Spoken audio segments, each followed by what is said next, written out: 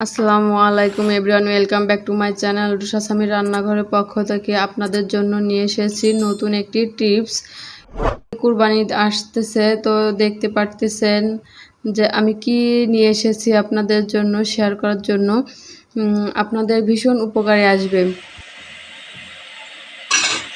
আমি এইখানে পানি নিয়েছি, একটু গরম করে নিয়েছি।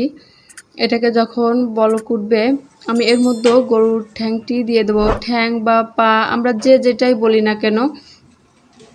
পানিটা দেখতে পাচ্ছেন একদম বলক উঠে গেছে। আমি এর মধ্যে দিয়ে দেব এক সাইড।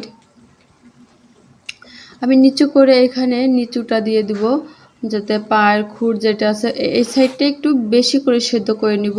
এটাকে আমি 1 ঘন্টার মতন সেদ্ধ করে নিব।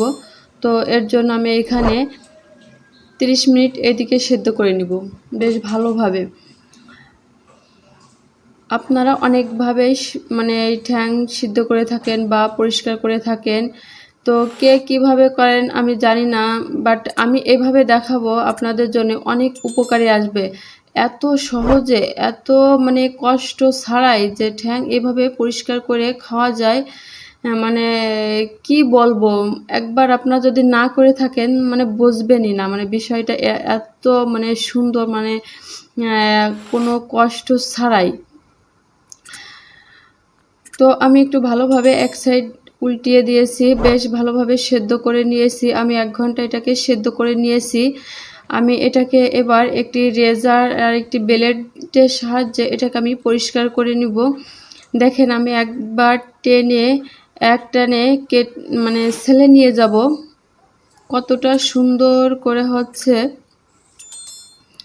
আপনারা দেখলেই বুঝবেন। আমার এই পাটা পরিষ্কার করতে মাত্র মানে 10 থেকে 15 মিনিটের মতন সময় লাগছে। তো এত কম সময়ে যে এই ঠ্যাংটি পরিষ্কার করা যাবে আমি মানে ভাবতেই পারিনি। আমি এটা আপনাদের জন্য বেশ অনেক চিন্তাভাবনা করেই নিয়ে এসেছি, যে কুরবানিতে আসতেছে, তো আমরা অনেকে গরু কুরবানি দিয়ে থাকি বা কিনে খাই, যেভাবেই হোক না কেন আমরা মানে পরিষ্কারের ভয়তে এরকম করে আমরা এটাকে খাই না, অনেক কষ্ট মনে করি। কিন্তু আমার এই টিপসটা যদি একবার ফলো করেন একদম ম্যাজিকের মতন হবে। এটাকে আমি বেশ ভালোভাবে পরিষ্কার করে নিয়েছি। এবার আমি একটি শিল নোড়ার সাহায্যে এটাকে একটু জোরে জোরে ঘা দিয়ে এই পায়ের খুরটি আমি ফেলে দিব।